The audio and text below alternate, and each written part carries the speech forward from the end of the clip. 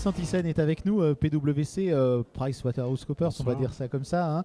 Donc c'est un des grands cabinets, on disait à l'époque des cabinets d'audit, hein, qui travaillent avec les entreprises locales. Est-ce qu'il y a un tissu d'entreprises dans la région suffisant pour que vous puissiez exprimer vos compétences? Est-ce qu'il y a un dynamisme dans cette région qui explique que vous y êtes très présent?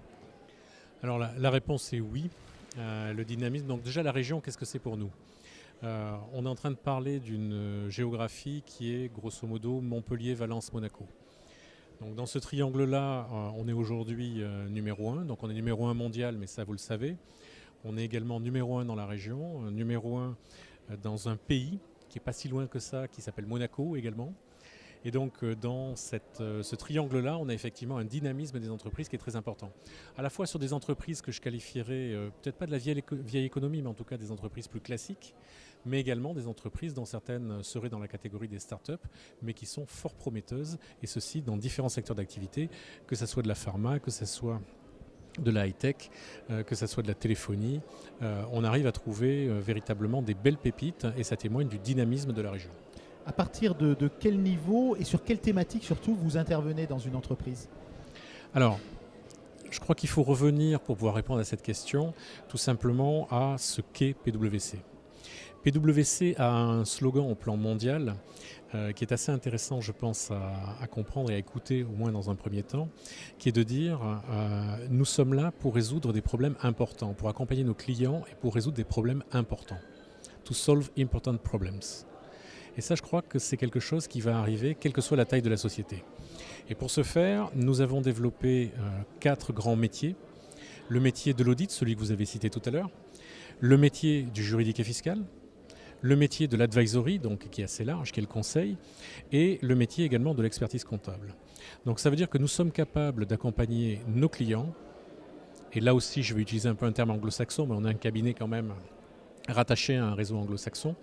C'est from strategy to execution.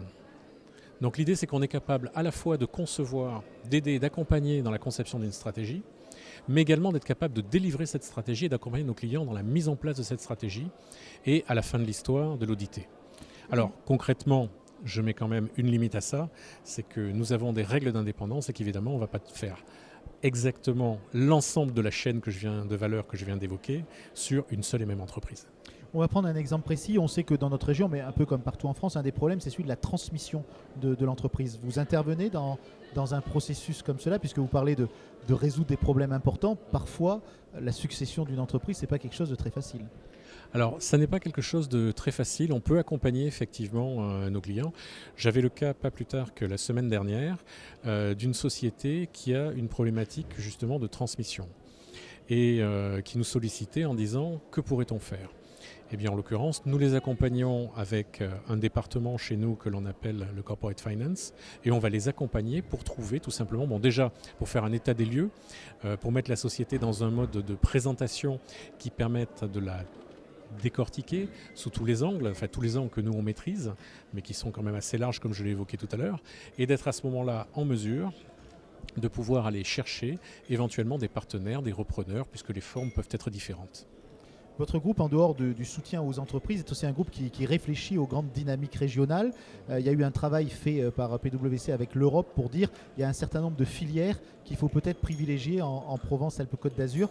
Vous travaillez comme ça ou bien aujourd'hui vous êtes sur n'importe quel type d'entreprise, quel que soit son secteur d'activité? Alors, on a plusieurs axes. Déjà, au-delà de la région, étant un groupe international, nous avons la vision monde.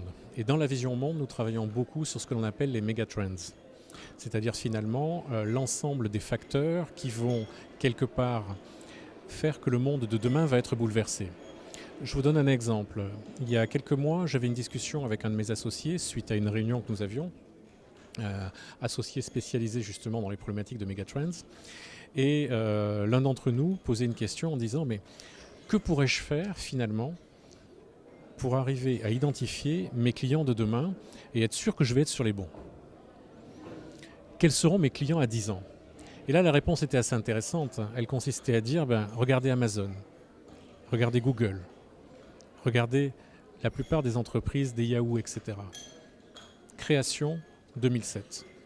Ce qui veut dire que les sociétés qui sont les sociétés phares de demain, donc quelque part Aujourd'hui, on est en 2016, donc en 2026-2030. Eh bien, elles ont une particularité, elles n'existent pas encore. Donc oui, on regarde ce genre de choses, mais on s'interroge beaucoup sur ce qui va modifier nos économies, modifier la manière dont le monde va évoluer. Et pour revenir à votre propos d'il y a quelques instants, comment est-ce qu'on appréhende ça effectivement dans un développement régional? Eh bien, on a des équipes qui travaillent sur la structuration justement de la région, enfin des régions en France.